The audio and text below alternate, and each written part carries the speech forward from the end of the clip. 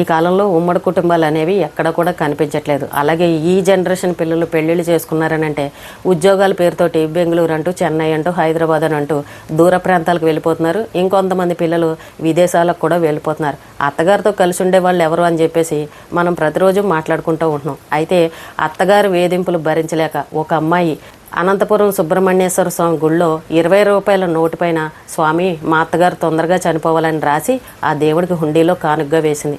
ఏదైనా టెంపుల్కి వెళ్ళామనంటే మన కోసం కోరుకుంటాం, మన కుటుంబం బాగుండాలి, నేను ఈ ఎగ్జామ్లో పాస్ అవ్వాలి, నాకు పెళ్లి కుదరాలి, నాకు మంచి భర్త రావాలి, నేను ఈ బిజినెస్ చేస్తున్నాను, బిజినెస్ బాగుండాలని ఏ గుడికి వెళ్ళినా సరే మన కోసం మనం కోరుకుంటాం.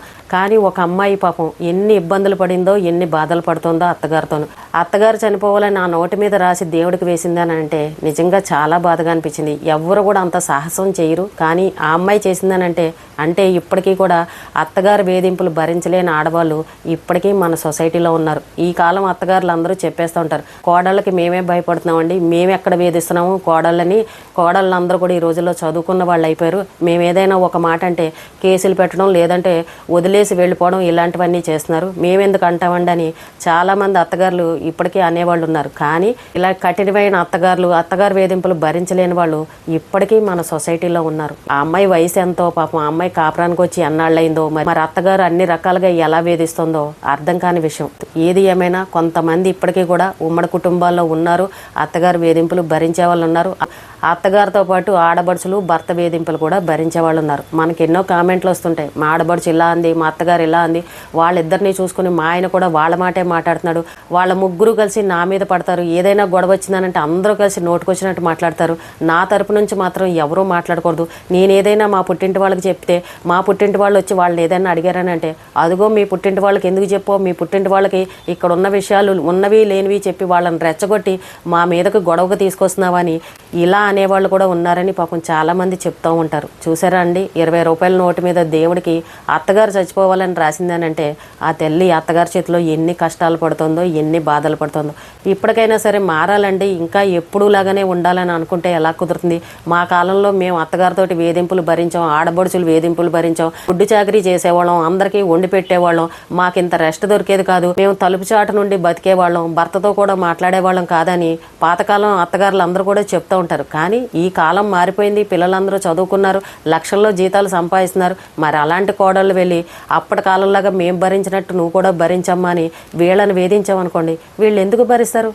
ఈ కాలం పిల్లలకి సరిగ్గా పొయ్యి దగ్గరికి వెళ్ళి వంట చేయడమే సరిగ్గా తెలీదు. హాస్టల్లో తిని హాస్టల్లో బతికిన వాళ్ళు పాపం వాళ్ళకి ఏ పని రాదు. మీరు వచ్చి నువ్వు ఈ పని చేయలేదు, నువ్వు ఆ పని చేయలేదు, వంట సరిగ్గా చేయలేదని ఈ కాలం కోడళ్ళ మీద మీరు వేధించారనుకోండి, వాళ్ళు ఏం సమాధానం చెప్తారు? వాళ్ళకి ఏమీ తెలియక అమ్మో ఇక్కడ వేధింపులు నేను భరించలేకపోతున్నాను, మా ఇంట్లో మా అమ్మాయి నాకు ఏ పని చెప్పలేదు, నువ్వు వచ్చేంటి నా మీద ఇలా అథారిటీ చేస్తున్నావని ఈ పిల్లలు భర్తను వదిలేసి వెళ్ళిపోయే పరిస్థితి చాలా కుటుంబాల్లో ఇదే జరుగుతుంది. భార్యాభర్తలు ఇద్దరు ఏదో ఆర్డర్లు పెట్టుకున్నా, వాళ్ళకి నచ్చింది వండుకున్నో, ఏదో వాళ్ళ సంసారం వాళ్ళు చేస్తుంటే మధ్యలో అత్తగారులు దూరిపోయి నువ్వు ఇది వండలేదు, అది వండలేదు, మీ అమ్మ నీకు ఇదే నేర్పించిందా, పెళ్లి చేసుకునేదాను నువ్వు అన్నీ నేర్చుకుని రావని ఏదో సమయంలో అత్తగారులు ఇలాంటి మాటలు అనేవాళ్ళు కూడా ఉన్నారు. కానీ ఈ కాలం పిల్లలకి వంట చేయడం రాదు, వాళ్ళకి ఇంటి పనులు చేయడం రాదు.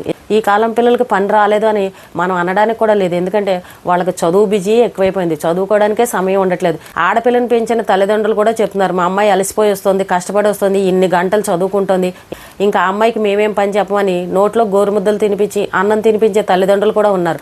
మరి అలాంటి అమ్మాయికి పెళ్లి చేసి ఒక్కసారిగా అత్తగారింటికి పంపించగానే అత్తగారులు నువ్వు ఈ పని చేయలేదు, నువ్వు ఆ పని చేయలేదని అంటే ఆ పిల్లలు ఎక్కడికి వెళ్ళిపోతారో చెప్పండి? అసలే సున్నితమైన మనస్తత్వాలు, అమ్మే వాళ్ళని ఏమీ అనదు. అలాంటిది అత్తగారు కొత్తగా వచ్చి ఈ ముక్కు మొహం తెలియని ఆవిడ, పరిచయం లేని ఆవిడ వచ్చి ఆ అమ్మాయిని ఇష్టం వచ్చినట్టు అథారిటీ చేసి నానా మాటలు అందనుకోండి, ఆ అమ్మాయి ఎందుకు భరిస్తుంది? అమ్మో ఈ సంసారం నాకొద్దు, అమ్మ మా అత్తగారు ఇలా అంటుంది, నేను ఇక్కడ భరించలేను, మా అత్తగారు అన్ని మాటలు అన్నా సరే మా ఆయన అలాగా గుడ్లు వేసుకుని చూస్తున్నాడు తప్ప తిరిగి రివర్స్లో ఏమీ అనట్లేదు, నేను ఇంట్లో ఉండనని చెప్పేసి ఆడపిల్లల సంసారాన్ని వదులుకొని వెళ్ళిపోయే వాళ్ళు కూడా ఉన్నారు. ఈ కాలం అత్తగారులు అర్థం చేసుకోవాలి, మీ ఇంట్లో మీ పిల్లలు ఎలా చదువుకున్నారో అలాగే ఆ పిల్లలు కూడా మీ కూతురులాగానే భావించి ఆ అమ్మాయికి పని రాకపోయినా, వంట రాకపోయినా, ఏ పని చేయకపోయినా సరే నేర్పించుకుని చేయించుకునే విధంగా ఉండాలి. కానీ ఒక్కసారిగా నువ్వు ఇది చేయలేదు, అది చేయలేదని ఆ అమ్మాయి మీద ఇష్టం వచ్చినట్టు నోరేసుకుని పడ్డారనుకోండి, ఆ అమ్మాయి భయపడిపోయి వెళ్ళిపోయి ఆ సంసారం కూలిపోవడం తప్ప రెండో మార్గం ఉండదు. కాబట్టి ఇప్పటికీ చాలామంది అత్తగారులు అంటున్నారు, ఎవరు కలిసి ఉంటున్నారండి, పిల్లలు ఉద్యోగాలని అంటూ సిటీలకు వెళ్ళిపోతున్నారని అంటున్నారు. కానీ ఇంకా కొంతమంది కలిసి ఉండేవాళ్ళు ఉన్నారు. కొంతమంది అత్తగారులు పిల్లలిద్దరూ ఉద్యోగాలకు వెళ్తే వాళ్ళిద్దరికీ కూడా చక్కగా టైంకి వండి పెట్టే అత్తగారులు, మంచి అత్తగారులు ఉన్నవాళ్ళు ఉన్నారు.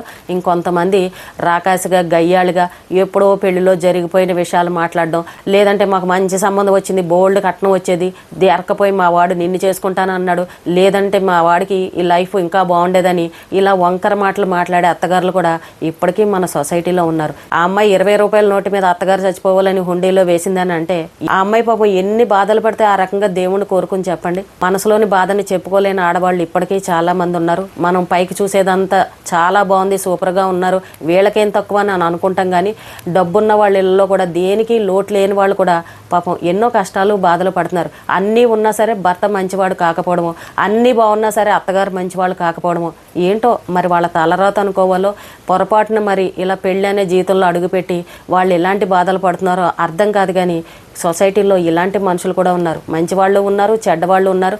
కొంతమంది ఆడపిల్లలు మా ఆయన మంచివాడు, మా అత్తగారు చాలా మంచిది, మా అత్తగారి కుటుంబంలో నాకు ఎటువంటి ఇబ్బందులు లేవని గొప్పగా చెప్పుకునే ఆడపిల్లలు ఉన్నారు. అలాగే మా అత్తగారి కుటుంబం మంచిది కాదు, నేను ఇప్పటికీ చాలా బాధలు పడుతున్నానని ఇలా బాధపడే ఆడపిల్లలు కూడా ఉన్నారు. ఇంకా సంతోషంగా ఉన్న వాళ్ళ గురించి మనం ఏమీ చెప్పుకోక్కర్లేదు. బాధలు కష్టాలు పడేవాళ్ళు, ఇబ్బందులు పెట్టేవాళ్ళు ఉంటారు చూసారా, వాళ్ళ గురించే మనం మాట్లాడుకోవాలి. ఇంకా మీలో ఎవరన్నా అత్తగారులు కఠినంగా ఉండేవాళ్ళు, కోడల్ని ఏదో ఒకటి అనేవాళ్ళు, ఇలాంటి వాళ్ళు ఉంటే కనుక మీ మనసు మార్చుకోండి. ఆ అమ్మాయి జీవితకాలం మీ ఇంట్లో ఉండడానికి వచ్చింది కాబట్టి తెలుసో తెలియకో పొరపాట్లు అనేవి ప్రతి ఒక్కరూ చేస్తారు. మీ కూతురు చేస్తే మీరు ఎలా సమర్థించుకుంటారో అలాగే మీ కోడలు ఏదైనా తప్పు చేసిందనంటే చక్కగా అలా సమర్థించుకున్నారనంటే ఏ కుటుంబంలోనూ గొడవలు అనేవి రావు. కోడలు అనేది జీవితకాలం మీ ఇంట్లో ఉంటుంది, మీ ఇంటి వంశాన్ని నిలబెట్టే అమ్మాయి కాబట్టి ఆ అమ్మాయిని జాగ్రత్తగా చూసుకునే బాధ్యత మీపైనే ఉంటుంది. నిన్న చూసాం వైజాగ్ రాధా గాయత్రి టెక్కి ఆ అమ్మాయి విషయంలో అత్తమామ ఎంతో మంచివాళ్ళు, కానీ ఆ భర్త చూసారా ఎంత దుర్మార్గంగా చేశాడో.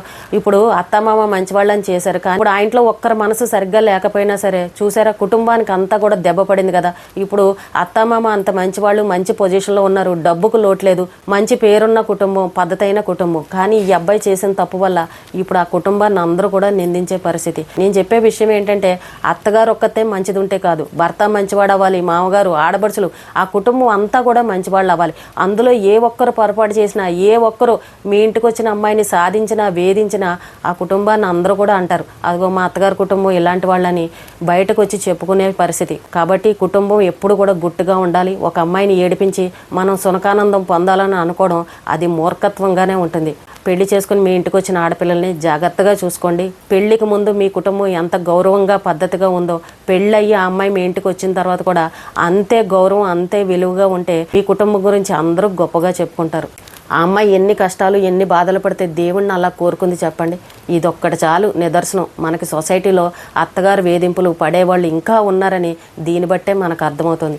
ప్రతి అత్తగారు తల్లిలాగా ఉండాలి, కోడలు కూడా కూతురులాగా ఉండి అత్తగారికి ఎదురు సమాధానం చెప్పుకోవడం. ఒకవేళ అత్తగారు ఏదన్నా అంటే వయసులో పెద్దావిడ కదా ఏదో ఒక మాట అందులే మా అమ్మ లాంటిదే కదా అని ఇలా సర్దుకుపోతే ఏ కుటుంబంలోనూ గొడవలు రావు. నాకు ఆ 20 రూపాయల నోటు మీద రాసిన విషయం చూస్తే నాకు ఎందుకో ఇలా చెప్పాలనిపించింది, ఈ వీడియో చేయడం జరిగింది. ఈ రోజుకి ఇదేనండి. రేపు మళ్ళీ మరొక మంచి విషయంతో మళ్ళీ కలుద్దాం.